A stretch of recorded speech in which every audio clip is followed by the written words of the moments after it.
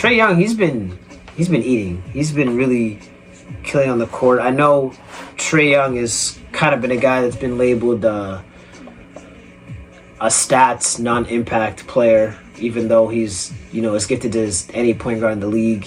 I mean, let's see, this is over his past 5 games. He's averaging 33.8 points and 13.4 assists.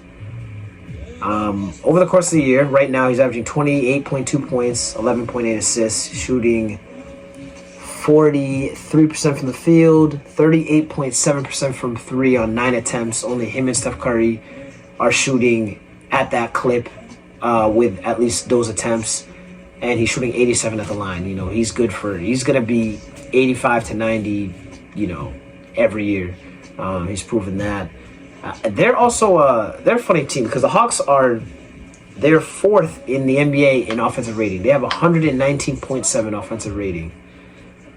But they're 12 and 15 and 12th in the East with a 0.1 net rating. 0.1. So I don't know if you guys saw last year, but last year there was a stretch that the Hawks, they had like a 20+ game stretch where one game was a win, one game was a loss, one game, like it was just back and forth. Win, loss, win, loss, win, loss. It was like a 20-game stretch.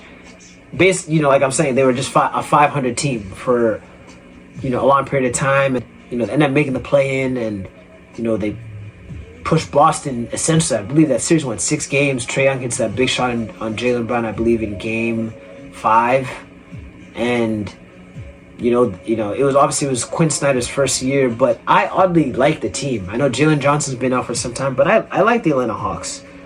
Oddly, DeJounte Murray, that's another guy that's been rumored to potentially be moved, but he's, like I mentioned about these teams that are in certain positions where, like, okay, we have our guy, but we have the guy next to him. Are these two guys together constructed as our best 2 players? Can they be our best 2 players on a championship team? That's what you want to ask yourself. And as much as I'm a DeJounte Murray fan, I can't envision a championship team that's led by DeJounte Murray and Trae Young. Don't get me wrong, they're both great. Also, DeJounte Murray is also a point guard, so you also got to think about that. Obviously, him being in San Antonio, he got used to having the ball a lot. I'm not saying he hasn't made it work in Atlanta. He's actually having a career year. He's averaging 24 and 5, shooting 45% from the field. Right now, he's making $18 million a year, and then he makes 25 million in the 2024-25 season. There's no ball handler, a defender, and that's another guy. If you think about moving him, it's like, what direction are you going in? Because you're trying to sell the whole win now with Trae, but they're 10th in the East. It's like they have to make a move, and then you have the Okongwu, like a Capella piece, who. They're not the same player, but they do a lot of similar things on the court. Capella, I believe, is going to be a free agent at the end of next year. I'm not sure if unrestricted or restricted, but I believe he's going to be a free agent next year.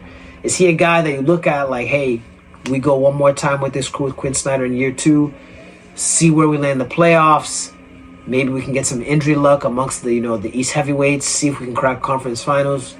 Trae gets hot, maybe we make it interesting. A shot in the dark. I'm just trying to envision the best scenario for an Atlanta Hawks team, currently how they're constructed in terms of a playoff run this season. Bogdan Bogdanovic, he's a bucket. I have him on my fantasy team. He's a walking 23 and 4, couple threes. He might get a steal. He hits his shots. I like him, but he's older too. And it's like the team is great, but I don't know, because it's like they have rim protection. You had John Collins, who was probably not your prototype 3D defender, but you had him next to DeAndre Hunter. You decided to move off John Collins. Jalen Johnson's great. I think he's going to ascend and be a great player, but it's like the clock is kind of ticking with Trae Young. I know they gave him all this money, but he wants to win. And with this player empowerment era, I don't rule out anything. We saw Kevin Durant punch his trade request ticket when he had, I think, like 3 years left on his contract that he had just signed the season prior. So I don't put anything past anybody. You know what I mean? So I don't know. I like the Atlanta Hawks. I think Trae Young has been slighted. I think he's a guy like, we talk about Tyrese Halliburton. I've talked about Tyrese Halliburton a bunch this year, and I knew he was destined for greatness even when he was in Sacramento. all these things that we're gloating Tyrese Halliburton for and all the things that he does, Trae Young does all the same things. And guess what? Trae Young is actually a more dynamic scorer than Tyrese Halliburton, or at least he's a more proven star scorer. Like we've seen Trae Young have outrages in the playoffs. We've seen him have outrages in the regular season, and I feel like he's caught a lot of flack for being a coach killer, or sort of say a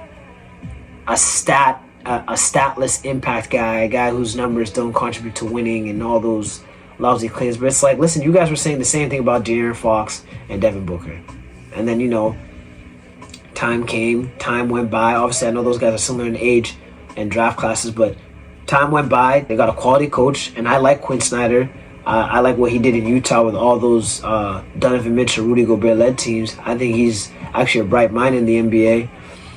But when you start to think, like, what direction is Atlanta in? It's just a weird, fun team. They're a fun team, but I feel like it's like they're in quicksand. I don't know where they should go.